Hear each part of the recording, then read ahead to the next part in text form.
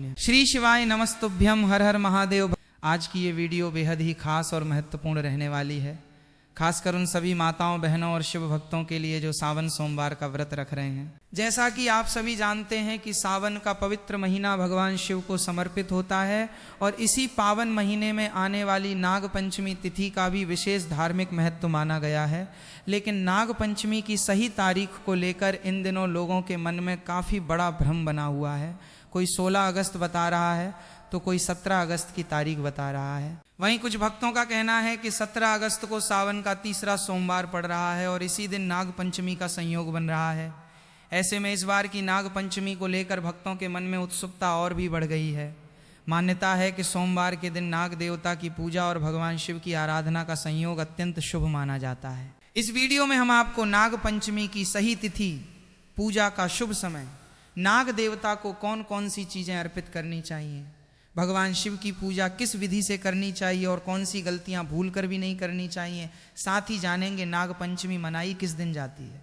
देखिए, पंचमी 2 बार आती है सावन में, तो कौन सी पंचमी पर नाग पंचमी मनानी चाहिए, नाग पंचमी पर किस प्रकार से पूजा करनी चाहिए। नाग पंचमी पर जो सांप बनाए जाते हैं, सर्प बनाने का विधान है, तो काले सर्प दीवार पर बनाने चाहिए कि नहीं बनाने चाहिए, या नाग पंचमी पर किस प्रकार के सांप बनाकर पूजन करना चाहिए। घर पर सांप बनाकर पूजन करना आवश्यक है या नाग नागिन लाकर पूजन कर सकते हैं, या शिवालय में जाते हैं तो वहाँ कैसे पूजन करना चाहिए, क्यों पूजन करना आवश्यक है, नाग पंचमी पर नाग का और कहाँ से ये विधान आरंभ हुआ। इस प्रकार से संपूर्ण जानकारी नाग पंचमी के विषय में इस माध्यम से प्रदान की जाएगी।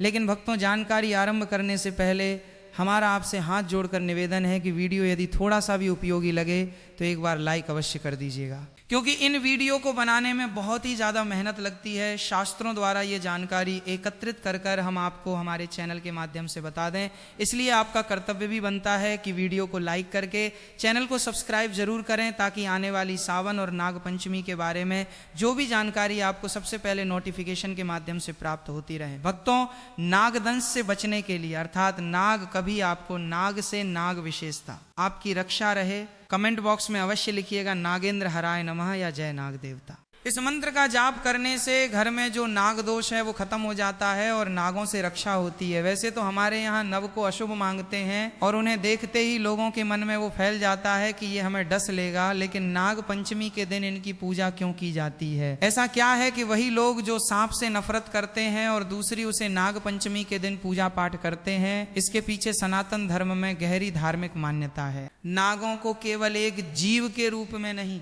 बल्कि नाग देवता और भगवान शिव से जुड़े दिव्य स्वरूप के रूप में भी माना गया है। भगवान शिव के गले में विराजमान नाग हमें ये संदेश देते हैं कि भय और विष पर भी भगवान का नियंत्रण है।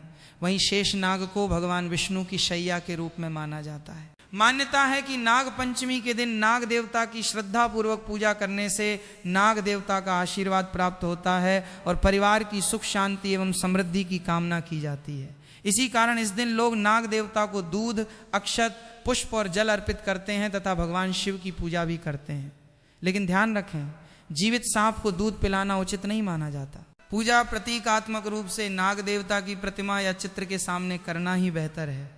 तो चलिए, अब तो आपका ज़्यादा समय बर्बाद न करते हुए आगे की जानकारी आरंभ करते हैं और भक्तों बात करते हैं आने वाली नाग पंचमी की। प्रिय भक्तों, हम सभी जानकारी भक्तों, नाग पंचमी का त्यौहार श्रावण मास का प्रमुख एक त्यौहार है जो बड़े ही धूमधाम से प्राचीन समय से मनाया जाता रहा है। कारण क्या है? कारण ये है कि ऐसी मान्यता है कि इस दिन जो नाग देवता की पूजा करता है उसकी नागदंश से सदा रक्षा होती है, अर्थात नागों के द्वारा कभी उसे डसा नहीं जाता, नागों के विष का उस पर प्रभाव नहीं होता। और सबसे बड़ा दोष होता है काल सर्प दोष, जो अधिकतर मनुष्यों के जीवन में होता है। जब काल सर्प दोष होता है, अगर उसको शांत ना कराया जाए, उसका उपाय ना किया जाए, तो वो आपके जीवन में उथल पुथल लाता है। पति का संबंध, अपना स्वास्थ्य, परिवार का स्वास्थ्य, आपकी आर्थिक, सब आपकी डामाडोल रहती है। इसीलिए काल सर्प दोष पूजा अवश्य करवाई जाती है। इसके निमित्त उपाय अवश्य करने चाहिए। उन्हीं में से ये जो नाग पंचमी का समय आता है, ये परम कल्याणकारी है। यदि प्रत्येक मनुष्य दिन नाग देवता का पूजन कर लेता तो उसकी कुंडली में यदि काल सर्प दोष हो तो वो दूर होता है और उससे होने वाली जो परेशानियां हैं, बाधाएं हैं, वो भी दूर होती हैं। यहाँ तक कि पुराण में भी नाग पंचमी पर नाग देवता की पूजा करने का विशेष विधान कहा गया है और विशेष बल दिया गया है कि नाग देवता की मूर्ति घर के दोनों ओर बनाकर उनका पूजन करना चाहिए। अब आप कहेंगे कि पंचमी के दिन ही क्यों? क्योंकि पंचमी जो तिथि है ना, वो नाग देवता को ही समर्पित है। हमारी जो तिथियां हैं इनमें से प्रत्येक तिथि किसी न किसी को समर्पित कही गई है, तो पंचमी तिथि नाग देवता को समर्पित है। अब उसमें भी श्रावण मास की पंचमी ही क्यों? उसका भी एक है, उसके पीछे अनेकों कथाएं कुछ प्रचलित हैं।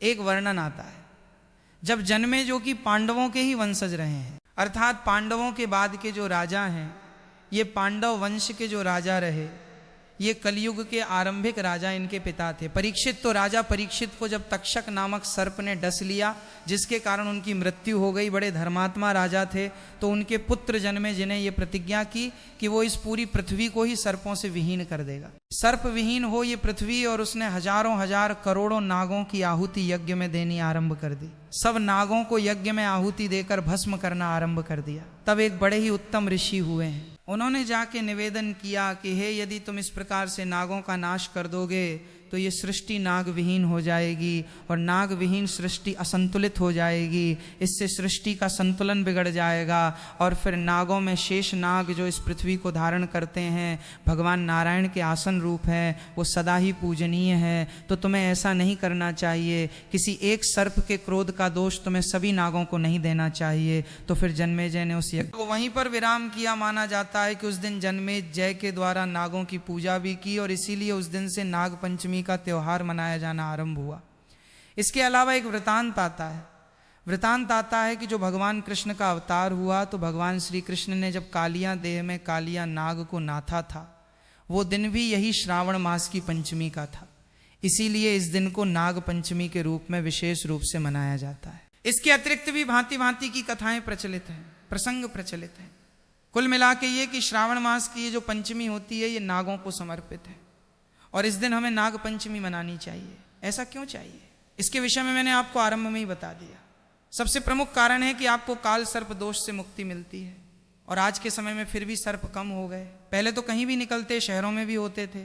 तो सर्प तंस से आपकी रक्षा होती है, सर्प के विषय से, सर्प के काटने से आपकी रक्षा होती है और मनुष्य का जीवन बहुत लंबा होता है।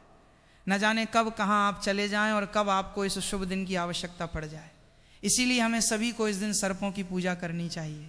अब आप कहेंगे पूजन कैसे करना है और कैसे इसका लाभ लेना है, तो इसके लिए आपको आवश्यकता नहीं है कि किसी नाग के पास ही जाएंगे, किसी नाग को ही आपने पूजन करना है। इसके लिए भिन्न भिन्न विधान है। सबसे सरल तरीका यह है कि आप अपने घर पर ही नाग बनाएं, घर पर नाग बनाएं। किस चीज के नाग बनाएं? दीवार पर नाग बना सकते हैं, या प्रमुख रूप से जो पूजा की जाती है वो ये है कि 5 या 7 नाग आटे के बनाए जाते हैं। आटे के 5 नाग बनाए जाते हैं। पूजा की रीतियां हैं जो मैंने अभी आरंभ में भी बताया कि आप मंदिर में, शिवालय में पूजन कर सकते हैं, दीवार पर नाग बनाकर कर सकते हैं, आटे के नाग बनाकर कर सकते हैं।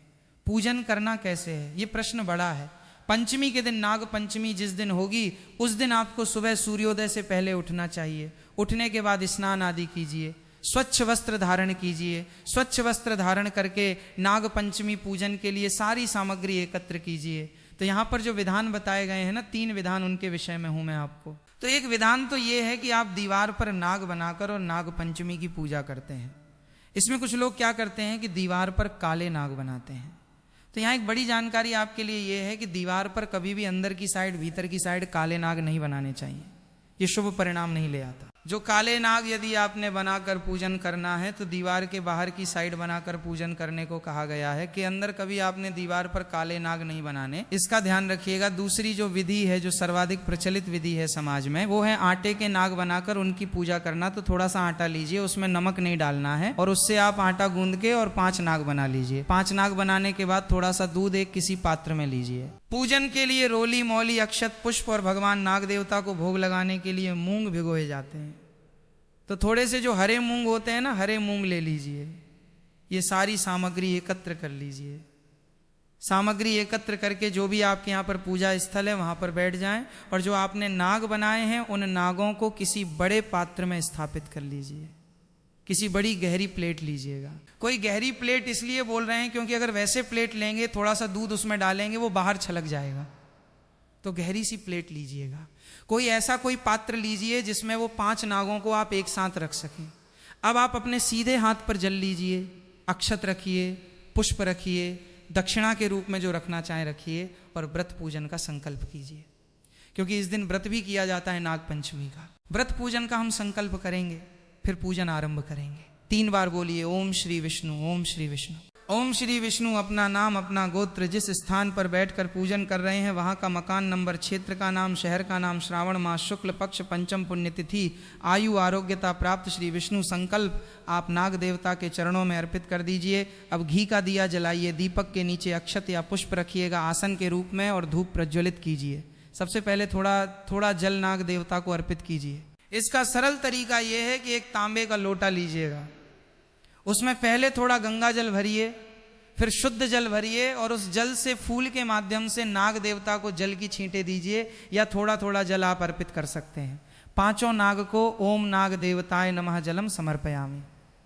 अब आप दूध पिलाएंगे, नाग देवता को दूध अर्पित करेंगे। कच्चा दूध आपने लेना है और नाग देवता को दूध अर्पित करना है, तो आप फूल के माध्यम से नाग देवता को दूध अर्पित कर सकते हैं, या आप पूरी तरह से उनको दूध अर्पित करके डुबो भी सकते हैं, क्योंकि कुछ प्रांतों में ऐसी भी प्रथा है कि पूरी तरह से दूध से डुबो दिया जाता है नाग देवता को। ओम नाग देवताय नमः दुग्ध समर्पयामि। अब आप नाग देवता को तिलक करेंगे, रौली कुमकुम से तिलक करेंगे, हल्दी से तिलक करेंगे, अक्षत लगाइएगा। ओम नाग देवताय नमः पुष्पम समर्पयामि, पुष्प समर्पित कीजिए।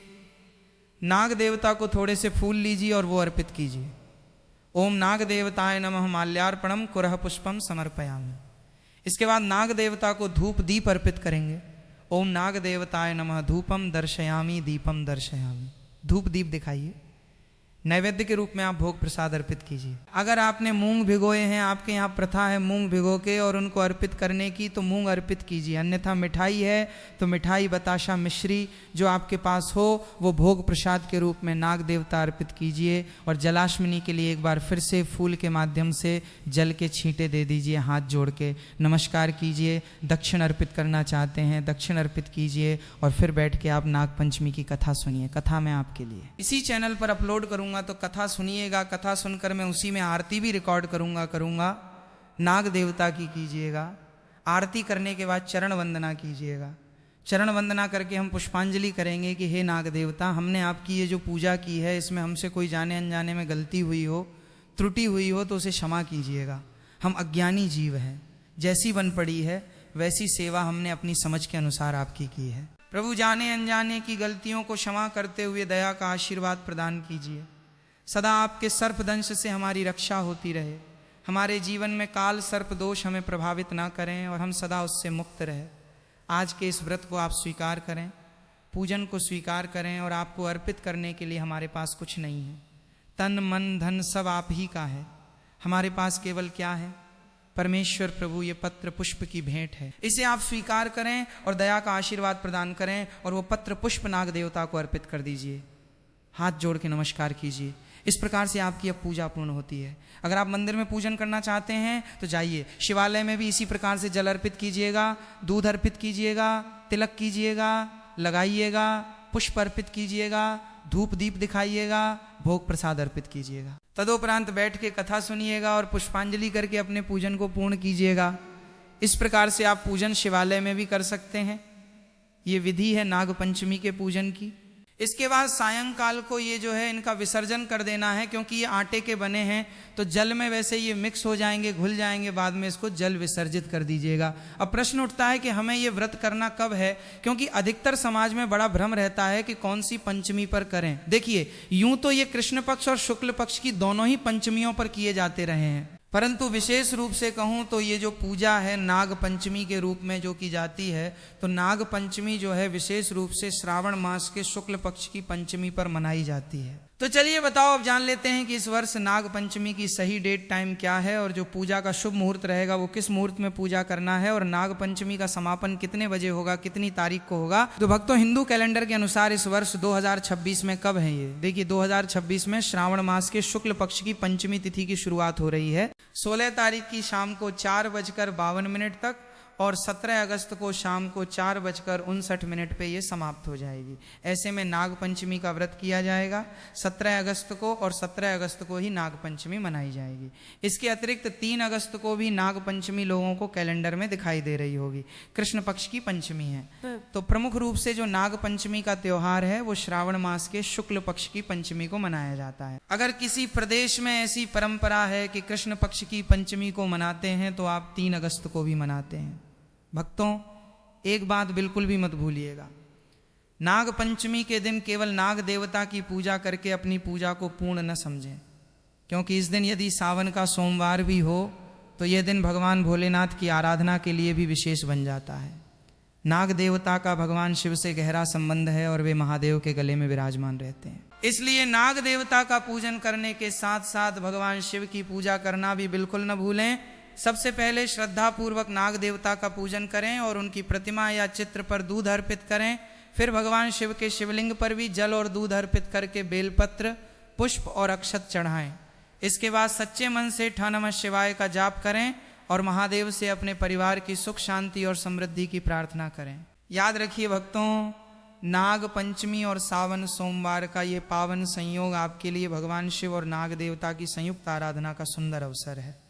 भक्तों, नाग पंचमी के दिन कुछ विशेष सावधानियां रखना बहुत जरूरी माना जाता है, खासकर उन माताओं बहनों के लिए जो सावन सोमवार का व्रत भी रखती हैं और इसी दिन नाग पंचमी का व्रत एवं पूजन भी करती हैं। ऐसी मान्यता है कि नाग पंचमी के दिन नाग देवता का पूजन पूरी श्रद्धा, शुद्धता और सात्विक भाव से करना चाहिए। सबसे पहली बात, नाग देवता की पूजा करते समय किसी भी प्रकार का भय, क्रोध या अपमान का भाव मन में नहीं रखना चाहिए। नाग देवता की प्रतिमा या चित्र के सामने ही पूजा करना और दूध, जल, पुष्प, अक्षत आदि श्रद्धा पूर्वक अर्पित करना उचित माना जाता है। जीवित सांप को पकड़कर या जबरन दूध पिलाने की कोशिश बिल्कुल नहीं करनी चाहिए, क्योंकि इससे सांप और व्यक्ति दोनों को नुकसान हो सकता है। इसी तरह नाग देवता के नाम पर किसी भी जीव को परेशान करना, मारना या उसके साथ छेड़छाड़ करना पूजा की भावना के विपरीत है। पूजा के समय घर और पूजा स्थान की स्वच्छता का विशेष ध्यान रखें। व्रत रखने वाली महिलाएं अपनी सामर्थ्य के अनुसार ही उपवास करें और स्वास्थ्य को नुकसान पहुंचाने वाला कठोर व्रत न रखें।